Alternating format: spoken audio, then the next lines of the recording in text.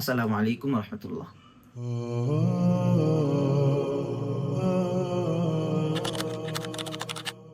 আলহামদুলিল্লাহ, আজ জিলহজের প্রথম দিন। ইসলামের অন্যতম শ্রেষ্ঠ সময়ের সূচনা আজ থেকেই। রাসূলুল্লাহ সাল্লাল্লাহু আলাইহি সাল্লাম বলেছেন, মা মিন আইয়াম আল আমালু সালিহু ফিহা আহাব্বু ইলাল্লাহি মিন হাযিহিল আইয়ামিল আশর। অর্থাৎ এমন কোনো দিন নেই যেসব দিনের নেক আমল আল্লাহ তাআলার কাছে এই 10 দিনের চেয়ে বেশি প্রিয়। তো যারা কুরবানির নিয়ত করেছেন তারা আজ থেকে কুরবানি সম্পন্ন হওয়া পর্যন্ত চুল, নখ বা শরীরের কোনো পশম কাটবেন না। আল্লাহ রসুল সাল্লাল্লাহু আলাইহি সাল্লাম বলেছেন, ইযা দাখালাতিল আশর ওয়া আরাদা আহাদুকুম আন ইউদাহি ফালা ইয়ামাসসা মিন শা'রিহি ওয়া বাশারিহি শাইআ।